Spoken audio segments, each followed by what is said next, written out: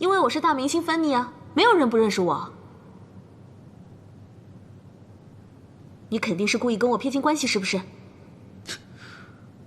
我不需要故意跟你撇清关系，因为我根本就不认识你。对不起，我有事要先走了。幸会。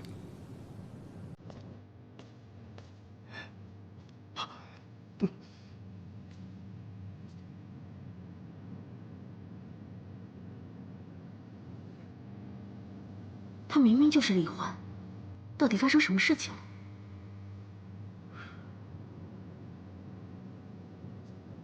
芬妮小姐，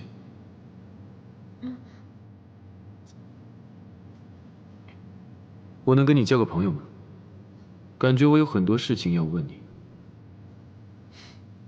当然可以。其实，你跟我一个朋友很像，一个失踪多时的朋友。你的朋友为什么会失踪？具体的我也不清楚。我离开这1年了，原本这次回国是想和老朋友重聚，可没想到结果竟然是这样。遇见了你，你不认识我；见到了他，他却躲着我。不过没关系，我相信缘分。如果有缘的话，一定会再见面的，对吧？有趣。没什么事情，我去谈工作了。回见。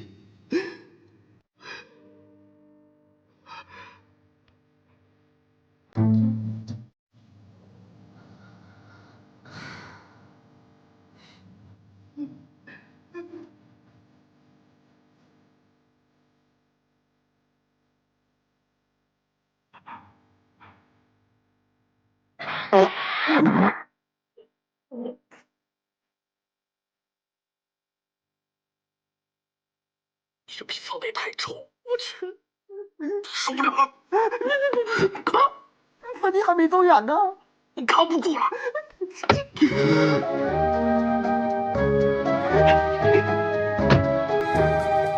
说吧，到底是演的哪出啊？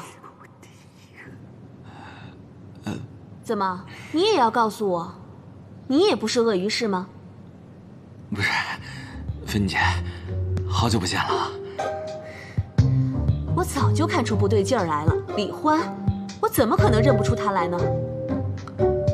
但他硬要是不承认，我还真拿他没辙。要是冯峰在这儿，肯定扯皮拉筋，弄到他承认为止。